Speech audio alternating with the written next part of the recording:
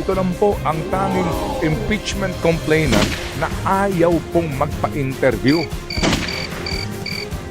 Magtataka ka, mag-iisip ka, bakit? Usually po yan, pati yung endorser niyan, although karapatan nila yan, karapatan. Pero naman nakakita na naghain ng impeachment complaint pero ayaw hong magpaliwanag. Itong unang impeachment complaint, bakit mailap? Diba? Parang kaya tuloy yung iba naghihinala na ito'y planted. Na tila baga planted, na para bang ang gusto lang nung naghain ay maproteksyonan talaga Sa loob dun ng sa isang 1 taon. year. Oo, Right? no? Kasi may ban yan eh, di ba? Well, mga kapatid, sorry po, muli ako po hihingi na pangunawa sa inyo kasi ang laman ngayon ng balita, lahat kayo, makinig po kayo, ang laman ng lahat ng balita, politika at usapin po ng korupsyon at problema ng bayan. Sorry po, yan po at yan ang laman magmula po last year. Ano po hanggang ngayon, yan pa rin po at yan ang laman po ng balita. And definitely po, ito po ay bubukol sa ating pong kabuhayan at ekonomiya, itong problema po natin politikal. So today, meron pong isang maghahain po ng ng isa pang impeachment complaint laban kay Pangulong Bongbong Marcos Jr. Yung una pong impeachment na i-forward na daw po sa tanggapan ni Speaker. So mamaya daw po ito mangyayari, pangalawang impeachment complaint. Yan po ay bahagi ng demokrasya, yan po ay bahagi po mga kapatid ng karapatan ng ating mga mamamayan. Yun lamang pong unang impeachment complaint, kami po ay nakailang tawag na dito po sa party list na ito. Anong kanyang pusong mamon? Anong kanyang party list? Hindi pusong mamon. Ay, Saan mo nakuha? Pusong Pinoy. Ay. Oo, pusong Pinoy party list. Ay, sorry. Pusong mamon. Nagugutom tuloy ako eh. Nagsabi ka ng mamon. Ay, sorry po. Oo, bagay yun sa Boss Max Coffee, pero pusong Pinoy. Itong pusong, ano man pong pusong ito, kung may puso man siya, panay ang tawag namin sa kanya. Hindi kami sinasagot at yung mga telepono yata, ano sabi Dimpy? Cannot be reached ng telepono, ano ba? What? No answer at all. Yung abogado, yung mismong complainant, si Andre De Jesus, nakailang tawag na rin po kami. Hindi rin po kami pinauunlakan. So kung sakasakali po, attorney, bukas po ang aming programa para makapagtanong kami sa inyo. Kasi ito lang po, sa aking karanasan, ito lang po ang tanging impeachment complainant na ayaw pong magpa-interview. Magtataka ka, mag-iisip ka, bakit? Usually po yan, pati yung endorser niyan, although karapatan nila yan, karapatan. Pero kasi nga, gusto mo nang maipaliwanag sa bayan, di ba? Kasi itong pangalawang impeachment complaint, sigurado ako papayag ang mga yan. Itong grupo ng mga kabayan. Kasi gusto nila, malawak ang informasyon para maunawaan ano ba itong mga grounds nila sa impeachment. Ano ba ang humikayat sa kanila? Ano ba ang nagbigay sa kanila ng lakas na loob na ihain ito? So definitely, gisingin mo yan, magpapa-interview yan. Kasi nga, bukas, transparent. Itong unang impeachment complaint, bakit ayaw? Bakit mailap? Diba? Parang kaya tuloy yung iba naghihinala na ito'y planted. Hindi, may ganun ng kaisipan May ngayon. mga ganong usapin May ngayon. mga ganung pagdududa. Na para bagang, parang ang dating is, anong kanta yun? Please impeach me, don't let me go. Ay, wala namang kantang ganyan. Please For release me yun. Ha? Don't love you. Please release me ang title nun. Hindi please impeach me. Iba yata yung napakinggan mo. Please Anong impeach version me. yan? Oo.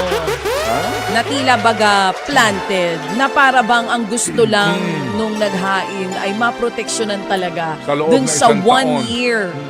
Oo, Right? no? Kasi may ban yan eh, di ba? So ngayon, ang tanong, sila ba'y walang sagot? Impeach me, let me stay. Hindi! Ladies and gentlemen, Mr. Ted Filon. Right, love you,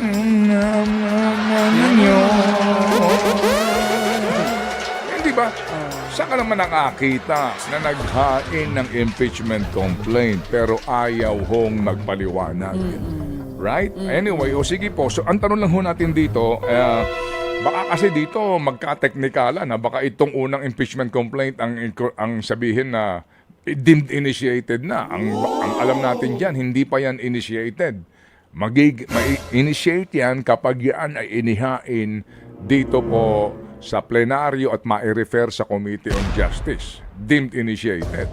So ito hong pangalawa, tama lang naman din. Kaya sila nagmamadali kasi nga para maisama na sa Lunes. Oo. Kasi pag yan po ay hindi isinama sa Monday, ang sa Makabayan Block, at ang maihahain lamang sa order of business ay itong number 1 na impeachment complaint plus mga kapatid, ito po ay ma-refer sa Committee on Justice, deemed initiated na yon. Simula na ho ng 1-year ban yun. Ha? Yan po ang ating po pakaisipin. O sige, ano ho bang ating magagawa? Bahagi po yan ng ating demokrasya, bahagi po yan ng ating pong provision ng ating saligang batas on the issue of accountability. Di po ba? Ngayon, anong say mo dito kay itong inihain naman karagdagang reklamo sa ombudsman din naman labang kay VP Sara? May panibago na naman. Oo. Alam nyo, itong bayan na to. Hindi ba? Presidente. Tapos, naghihintay daw ng Feb 6. Kapag wala pong resolution ng Supreme Court, may maghahain ka agad ng impeachment.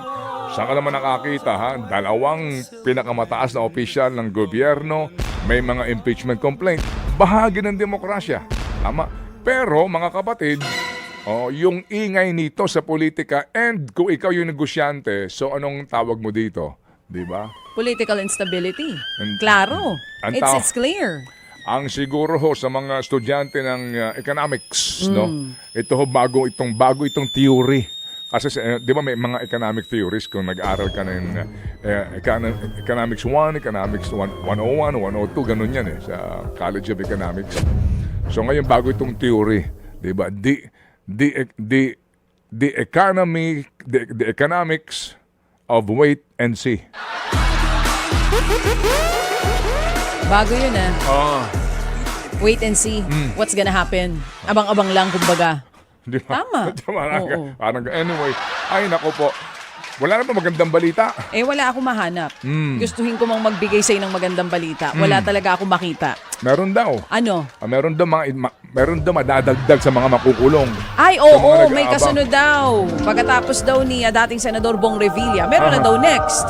May mga ugong-ugong na ang susunod ay si... Ako, maghunos dili ka. May susunod nga.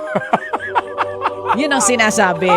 Pero nailahat-ahala na naman yan sa ibang mga dyaryo. Nasa balita. Nasa mga balita naman na yan. Kung sino yung susunod, di hulaan nyo o kaya bumili kayo ng dyaryo na mabasa nyo. Meron lang mga nagtatanong ng mga taga-Bulacan. Oo.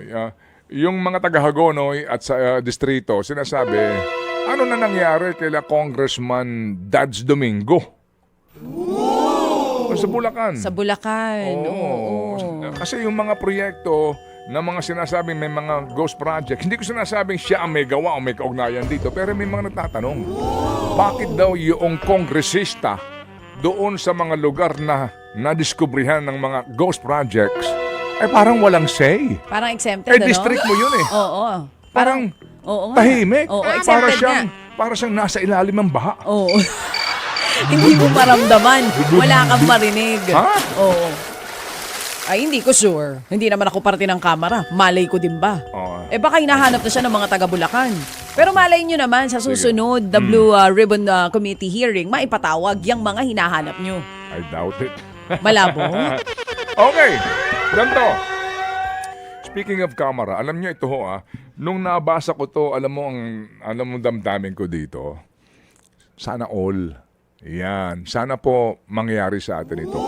Ito lang, bago tayo mag-short break at maghatid po ng balita. Mga kapatid, sabi ko nga kahapon, di ba? Dahil po aasahan, bababa ang koleksyon ng customs, bababa ang koleksyon ng BIR, ang laki ng ating budget, so ang remedyo, utang. So lalaki ang utang. Ano ang remedyo po pag sobrang laki ng utang? Alang namang utang ka lang ng utang. So dapat may cost-cutting measures. Pag sobrang ng utang mo, sobrang na gastos mo, ikaw na lang sa pamilya mo, magtitipid ka, di ba? Magbabawas ka ng gastos. Magbabawas ka ng mga kumbaga. Unnecessary. Hindi lang unnecessary. Magbabawas ka kung maaari ng pwede mong bawasan nang sa ganon, magkaroon kayo ng savings. ng pagtitipid. Oo. Opo, para ka hindi mabaon sa utang at maramdaman din, in this case mo ng bayan, na may malasakit ang gobyerno. Alam nyo doon sa bayan mo, Saan? Sa Colombia. Oh. Diba? Ano Ito, meron sa Colombia? Sa Colombia, pareho po ang ating system of government. Practically, pareho. No? Presidential, pero yung kanilang doon, vice, parang sa America ticket. 4 years po ang term nila doon. Presidente, vice, and then bicameral. Same po halos no? Sa Colombia. Alam nyo doon ang ginawa nila? Nagkaroon ng direktiba na lahat ng kanilang mambabatas bawasan ng 30% ang sweldo. Bilang bahagi po ng kanilang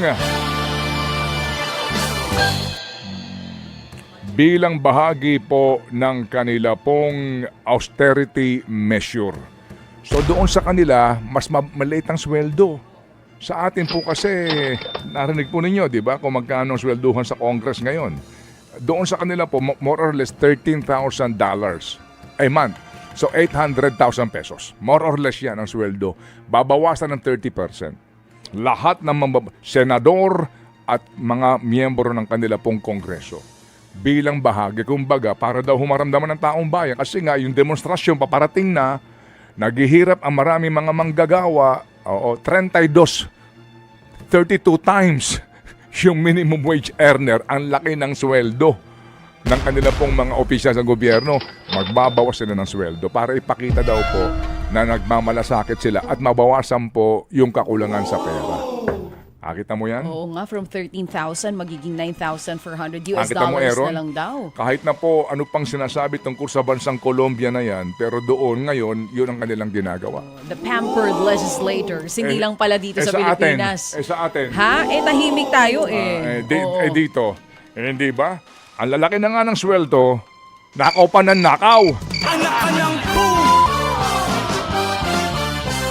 So ano ba Okay. yan? Tataka